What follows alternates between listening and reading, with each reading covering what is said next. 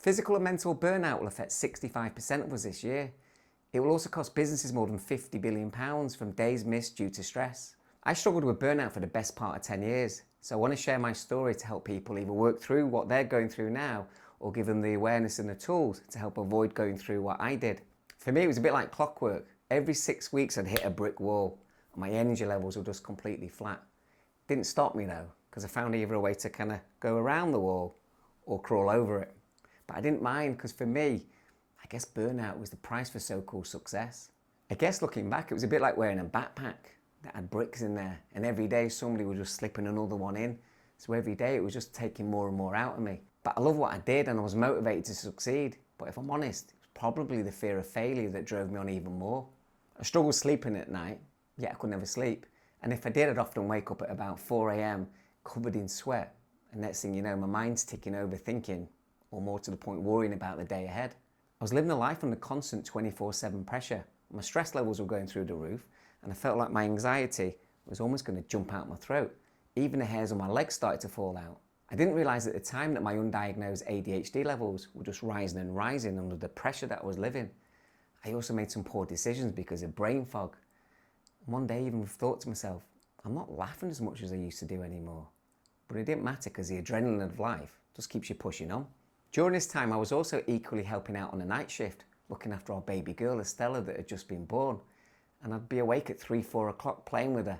But you know what? I treasured those times. I still look back and I'm grateful for them, and if anything, it helped keep me sane. But the stress continued to rise for me, and I'd felt like a tightness in my chest for about 6 months, but I put it down to the gym. One day I thought I'd better go and get it checked out.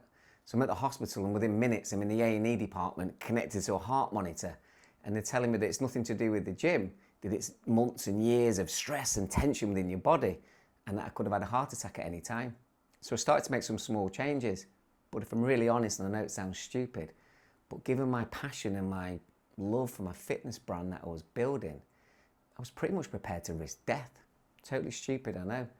Thankfully, there was still something working in my brain, because I realised that my daughter, she needs her dad when she's growing up.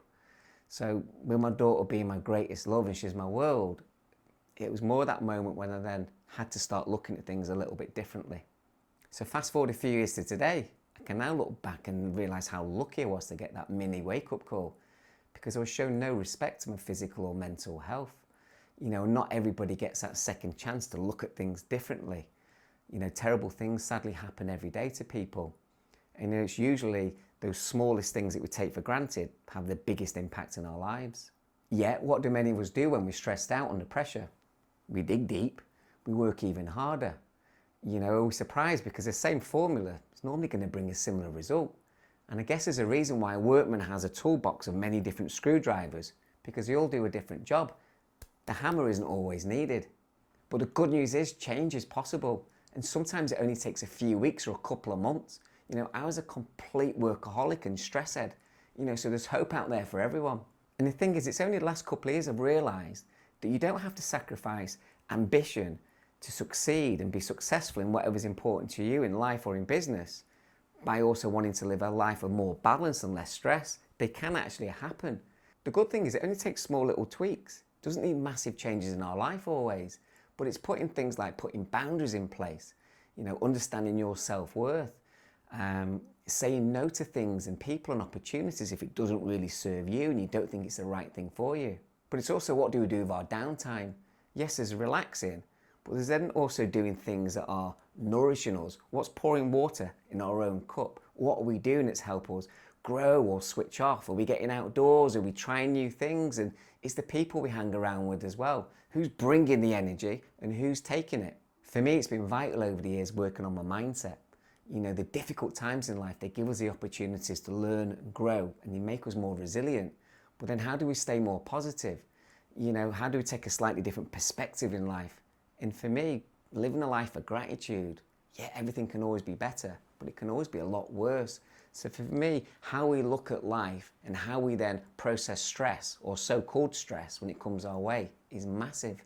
And so because of all of this, the ups and the downs and the life lessons that I've learned along the way, this is why I've put together this 4-week program called From Burnout to Balance. Whether it's working on one-to-ones or going to businesses and working within a group environment, I've also got a free workshop that I'm going into businesses, or I'm going to do it online. Again, it's just to help people to understand what is burnout, what are the signs, why do we get it, and then how do we avoid it.